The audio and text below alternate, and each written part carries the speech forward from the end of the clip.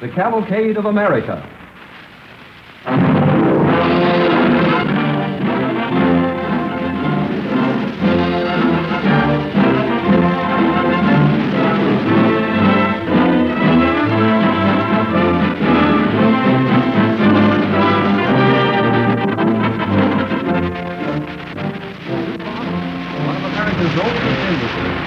Presents the Cavalcade of America, a series of episodes from American history, stories portraying the qualities that have guided the American people from the earliest days to the present time. A group of distinguished educators, prominent in the American Historical Association, has cooperated to achieve the spirit of historical accuracy. It is the hope of DuPont that these human dramas will help perpetuate the finest traditions of American life, because these same traditions of service, courage, and hope have always played a vital part in the progress of DuPont. And today, the research chemists of DuPont Laboratories are carrying on in the same spirit, discovering and creating useful products so that the American people may have better things for better living. From time to time on these programs, our cast will be headed by a notable figure of the stage or screen. Tonight, as this series is inaugurated, it is fitting, we think, that our first great actor should be that distinguished gentleman of the theater, Walter Hampden. You will hear him in each of the two episodes that follow. In the first, as Master Bradford, and in the second, as our South Dakota farmer.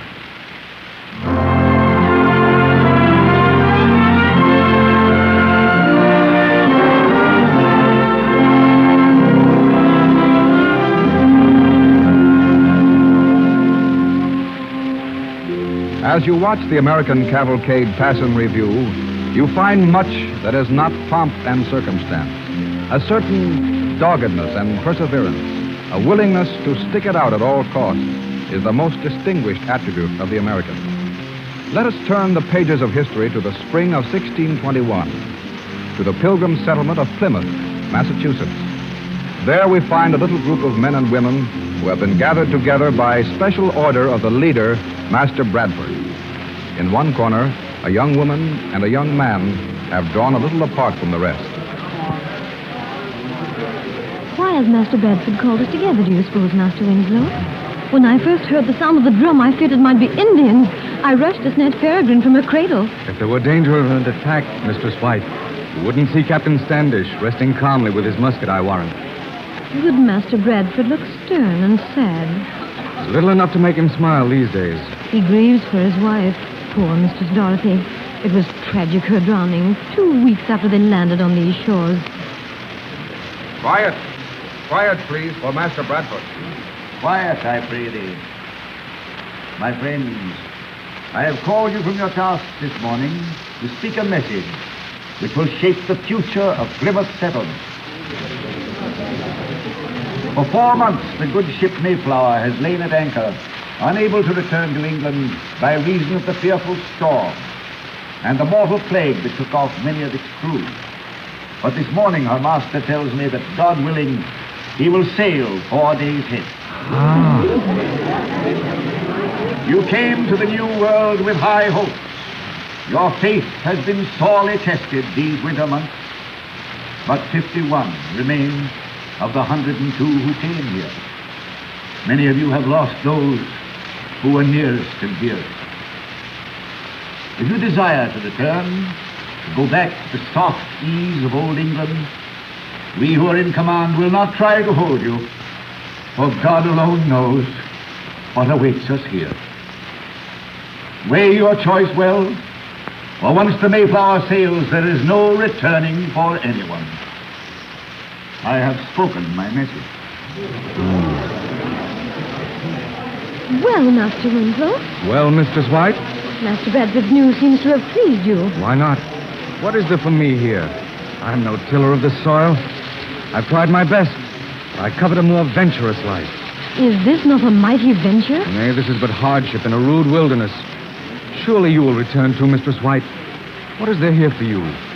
You've suffered much and buried your husband here. And born my child here, remember? Born as the Mayflower near these shores. Then for the sake of that child, you should return to England. This is no country in which to bring up a girl. What chance has a child in this wilderness? Scarcely enough to eat. Spring is coming. Soon it'll be time for planting. Everyone will be needed. There'll be few enough for any planting. Perhaps none. But, Edward, this is no time to turn back. We've made friends with the Indians. They've promised to show us how to plant their maize. Soon we will have a harvest. You have a gallant spirit, Susanna, but you're wrong. The Indians have promised, but they won't help us. I'll leave you to think over what I've said. And why are you so interested in my going, Master Winslow? Because I can't bear to leave you in this wilderness. I love you, Susanna. For these many months, I've thought of you, longed to take you away from this desolation. Master Winslow, I admire and respect you. Once I thought I almost loved you. But Peregrine and I stay here and leave you the wandering venture. But, Susanna, if you only knew how long I've loved you. Good day, Master Winslow. But, Susanna... I play not with wandering dreams. And come what may, I am holding to this place and purpose. Susanna. Susanna.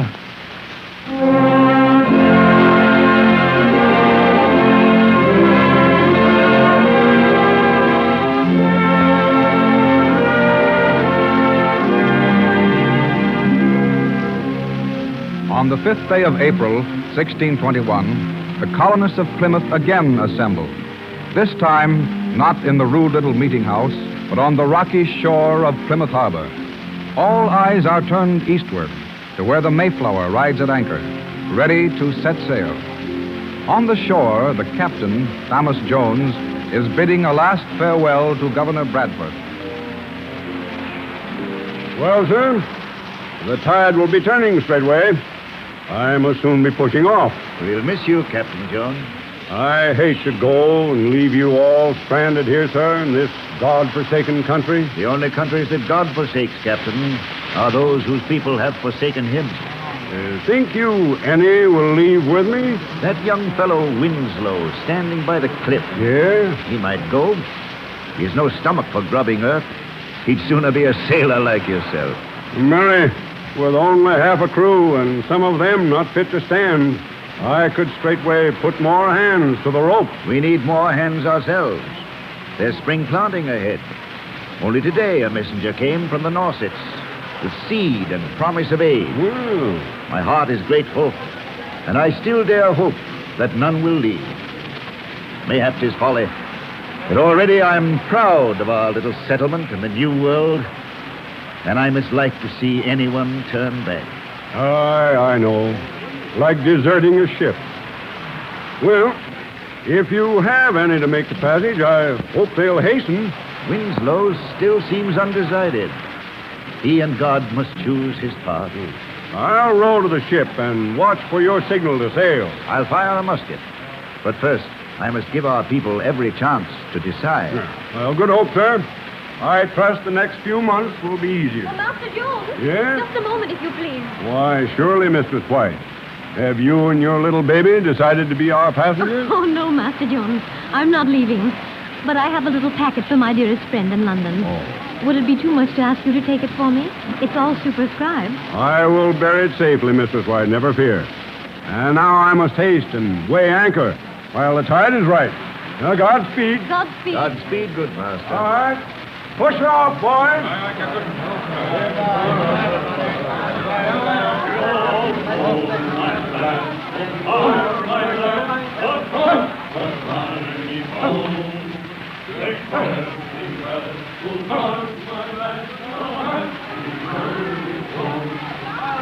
So the Mayflower sailed without you, Master Winslow. Mistress White, you speak to me once more. Since that day at the meeting house when Master Bradford broke the news of the Mayflower leaving, you've scarce bade me good morning. Oh, I beseech you, Master Winslow. I was angry. Angry because you were leaving. What made you change your purpose? It was Master Bradford talking with the master of the ship. He said, I mislike to see anyone turn back. And Master Jones replied, aye, it would be like deserting a ship. But I see it now. Oh, Edward, I too. I want to press on and make a new life here. Susanna, might we not press on together?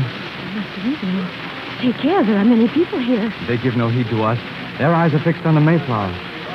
Susanna, Elder Brewster has read the burial service over many of our number, but the marriage service never. Men and women of Plymouth, Master Bradford is about to speak. our good friend the master is at this moment boarding the ship.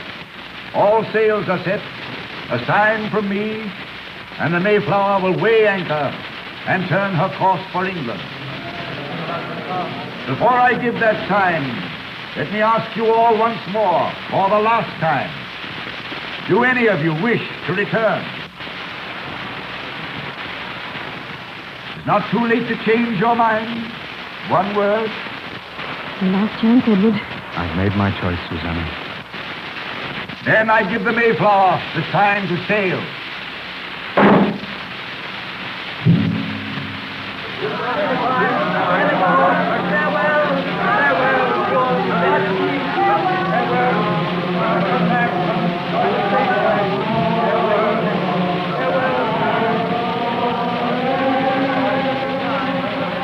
How white her sails gleam.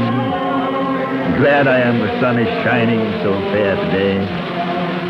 The earth feels warm and rich at last. Look, Peregrine. Oh, look, baby. I wish he might stand this morning on her memory. She's looking landward. Right, too. Why look back when there is so much ahead?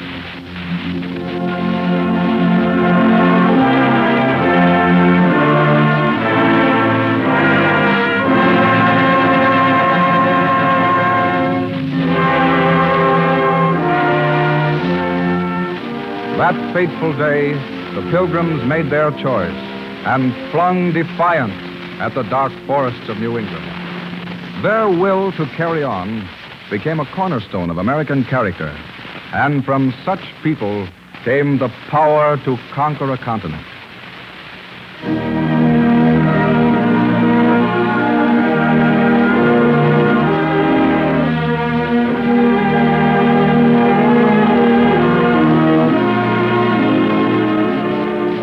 Slowly but surely, the cavalcade moved westward. After the pioneers came the farmers. 3 centuries have passed. It is the summer of 1931. Let us look into the kitchen of a small South Dakota farmhouse. Sarah Winslow is busily preparing supper.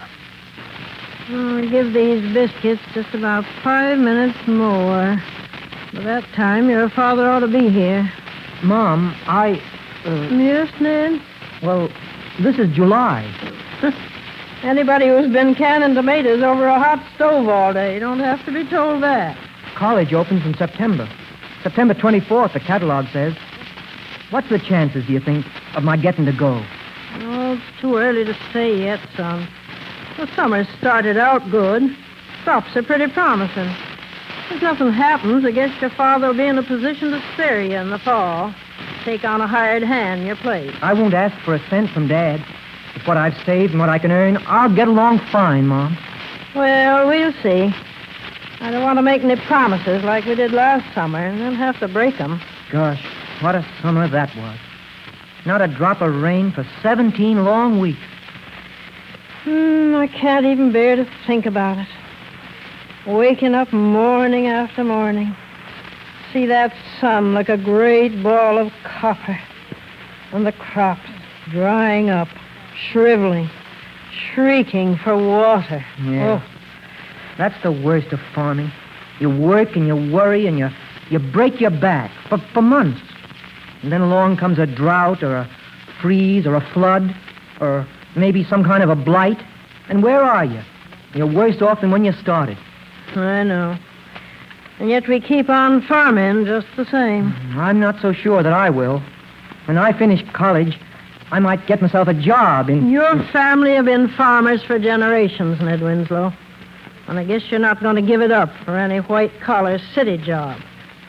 Why, your great... Well, I don't know quite how many greats it was, but your grandfather was one of the first white men to plant corn in this country.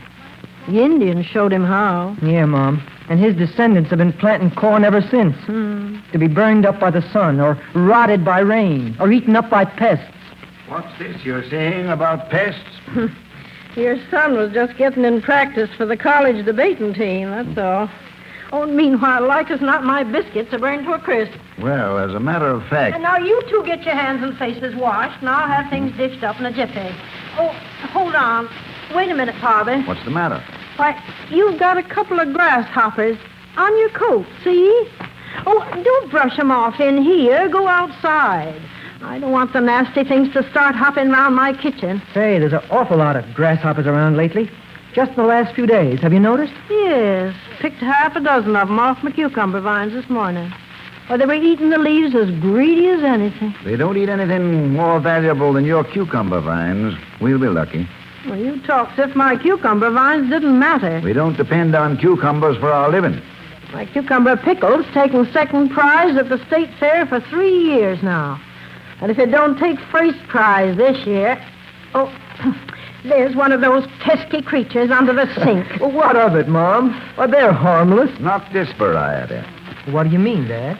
Well, these ain't the regular, ordinary variety of grasshoppers that you get every summer. They're a special breed. Yeah, they got a couple of stripes down the backs. I noticed that. And an appetite that's never satisfied. An appetite for what? Anything and everything. Tad Sunderland was telling me today they had the same thing in Colorado one summer, about 10 years ago. When they got through devouring the crops, they even ate the binder twine. Oh, Father, I can't believe it.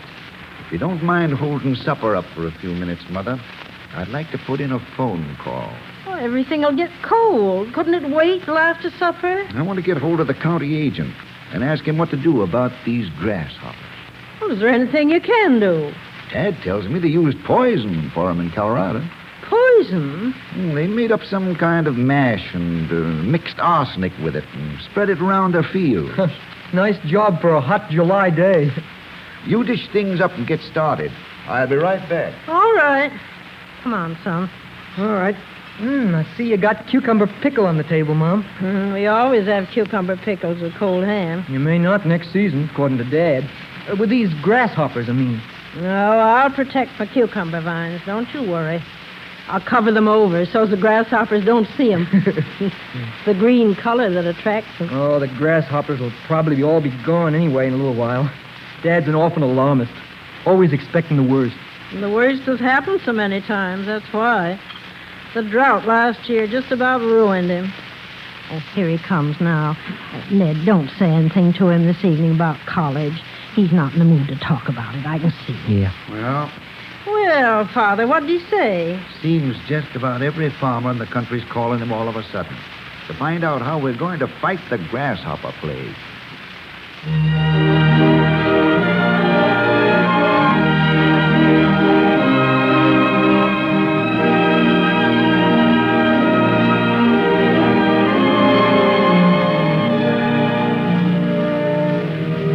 Weeks pass. A cloud of grasshoppers darkens the sun and settles over the fields, leaving them barren of crops and the farmers in desperate poverty. Finally, one hot August afternoon, we find Sarah in her kitchen. Hello, Jane. Oh, hello, Sarah. I just stopped in for a second. We're on our way to the prayer meeting up in Jones Field. You going? Yes, just as soon as Edward and Ned get in. They've been working day and night, scattering poison mash. Mm-hmm. But there's so much ground to cover, and only the two of them to do it. Well, how about your cucumber vines? Were you able to save them? My cucumber vine. Didn't I tell you what happened to them? No. Last I heard, you was keeping them covered with dish towels. You won't believe it, but those grasshoppers ate the vines, dish towels, and all. I can believe it. You heard about the experience the Lindstroms had, didn't you? No. You know, the Swedish families that leased the old Fuller farm. Oh, yes. What happened? Well, they decided the best way to get rid of the grasshoppers was to send their turkeys out into the fields to eat them up. Yes. So they figured it would clean out the grasshoppers and fatten up the turkeys at the same time, see? Well, when the turkeys came back home to roost that night, them grasshoppers had stripped them as bare as if they'd been plucked in your own kitchen. Oh, how can you laugh, Jane? I think it's dreadful. Well, if I didn't laugh at some of the things that's happening these days, Sarah, I'd go crazy. John's so worried sick he can't eat nor sleep. If something don't happen pretty soon, I don't know what we'll do. There's nothing we can do but go on. We can't quit. How does young Ned feel about it? I hear he ain't so crazy about farming. Oh, he's all right, but... Well, Ned don't set much store by praying, I'm afraid. He says the only thing that'll bring relief is spraying. Spraying poison in big enough quantities to really kill the pests. Folks pray for rain in the churches and for relief from famine and pestilence. The Lord can send relief for them things. I guess he can send relief for a plague of grasshoppers. Oh, well, the folks are waiting out in the car. I better be going. Well, we'll see you at the service. It's only a step for us. Well, walking's better than driving anyway. Why, just coming down the short distance we did, our car got stalled twice. Grasshoppers clogging up the radiator. Well, goodbye. Goodbye, Jane. Hello, Edward. Going to service? Hello, Jane. Yes, we're going as soon as Mother's ready. I'll see you there. Goodbye. Goodbye. I'll be ready in a minute, Edward. Let me get my hat. My, it's hot. Must be 110 in the shade. The weather report over the radio said it was the hottest August 14th in I don't know how many years. Well, it seems hotter when there's no green in sight. Well, I'm ready now. All right. Are you coming to the service, Ned? Oh, well, I suppose so. Won't hurt you any. Well, let's start. Whew. It's even hotter out here. Yeah. By the way, Mother, I saw Mrs. Granister in town this morning. She told me to tell you goodbye. They're leaving? They've left. She said she'd been driven over here to see you before they went. It was all decided so sudden. Well, where are they going? Someplace, she says, where there's no grasshoppers or droughts or floods. Then they're giving up farming for good? Looks that way. They show good sense. The rest of us ought to do the same thing. You don't really mean that, son. Sure I do. What's the use of breaking your back, breaking your heart, farming? Somebody's got to do it. Somebody's got to plant and cultivate and harvest crops to feed the rest of the world. Your cities are all right and fine, but where would they be without the farmer? Where would they get their bread and their butter and their milk and their other foodstuffs? A lot of food they'll get from us this year. Look at that field we're passing now, Dad. Just stubble. Not a thing left. There's always another year ahead of us, though. That's the great thing about farming. No matter how bad one season may be, there's always the hope and the chance that the next year will be a good one. Yeah, if you can live till the next year on nothing but hope. Well, we've still got our cows and chickens and a few acres of corn. Oh, we're fighting a losing battle, though. What can you and I do, Dad? Scattering poison by hand against billions of grasshoppers. The government may provide aid. The government. They promised help, but where is it? When does college open, son? College? Why, 24th of September. You'd better write and send in your application. Why, Dad. I know how you feel about farming, boy. I know how bad you want to get away. I'd be the last person on earth to try to keep you here. But, Dad, I couldn't go and leave you in a jam like this. We can get along. Would you and Mother leave, too? How about it, Mother? Leave the farm? Our lease expires this fall. But why should we leave? Because times are bad. That's no reason. Others are quitting. Not this family. Our folks have been farmers for generations, Father. Yours and mine both. The Winslows and the Morgans. They fought all the things that we've been fighting, and they won out. Well, looks like service is about to start. Oh, my, look at Jones Field. Just a lot of stubble. Our last here it was waving corn. Now everybody in the county must be here. Seems funny, don't it, to be gathering for prayer in a field? There's no church in the country big enough to hold this congregation. Anyhow, it's more fitting to pray out here. It's our fields that's been laid waste after all. Farmers do have courage. Look, the minister's standing in front of that great wooden cross. Let's stop here where we can see it. All right, we can hear just as well here. Oh, there's poor Mrs. Nordquist. She's crying. Can't blame her. She lost her whole crop, and she's only been out here 2 years. Oh, I must speak to her after the service. Maybe there's a little something we could do for her. I hear she's almost starving. There must be over 1,000 people here. And everyone dog-tired from fighting grasshoppers. You know, it's funny. A lot of them are worse off than we are. But somehow they don't look licked. Look, the minister's holding up his hand for quiet. Let us bow our heads in prayer. Almighty God, You know, Dad, give us grace. there's something about these farmers all out here praying. Make our common It gets me. There is something in farming, son. I guess that's why your mother and I are staying. I'm staying too, Dad. No, don't you do it. You go to college like you planned. You've already put it off 1 year. It won't hurt me to wait a little longer. Oh, Dad, I've got some money saved. It's yours, Dad. I want you to have it. Why, son. We'll see this thing through together, you and Mom and I. Listen, what's that? Oh, it's a plane, Mom. Just the mail plane. The mail plane ain't due here for 3 hours. Boy, I can't tell you how I feel. You're saying you'll stick with us. Father, Ned, look. What? The plane, look. Gosh, but it's flying low. That cloud that's following us, what is it? Why, it's... Poison bait! It's a government plane scattering poison! Manna from heaven, that's what it is. Our prayers have been answered. Our fields are already white with it. He's flying towards Granister's farm now. The farm they left. Oh, I'm glad we stayed, and that I stayed. God bless you, boy. I knew you'd stay. You're a Winslow. You couldn't turn back.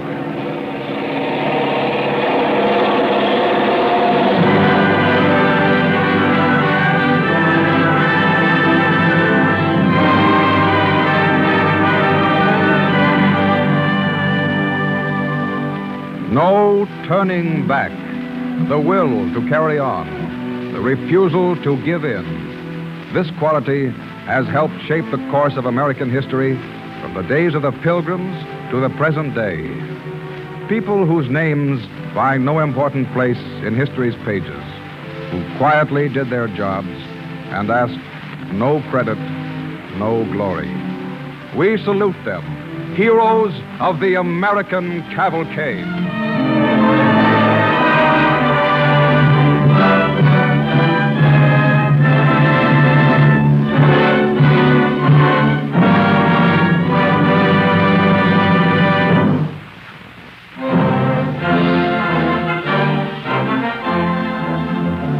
Stories like this make us realize how completely dependent we are on our friend the farmer, on his courage and skill and resourcefulness, and what a daily struggle he has to wage, not only against weather and soil erosion, but against the hungry hordes of man's greatest enemies, the insects.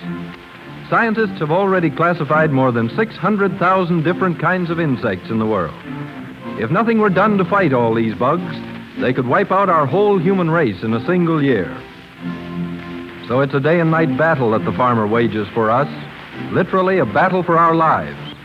And chemistry is his most powerful weapon. DuPont, producers of chemical products since 1802, is the farmer's ally, furnishing ingredients to fertilizer manufacturers, explosives with which to remove stumps and stop soil erosion, and plant sprays and insecticides that are used all the way from the orange groves of Florida and California to the wheat fields which are the breadbasket of the world. The aim of these services to American enterprise is to provide better things for better living through chemistry.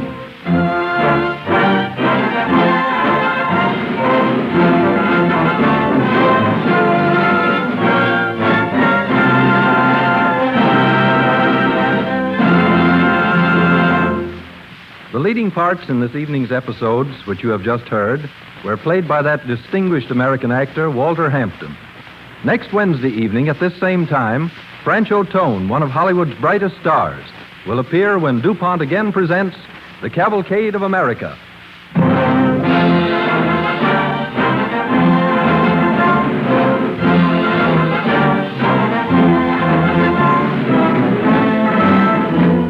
This is the Columbia Broadcasting System.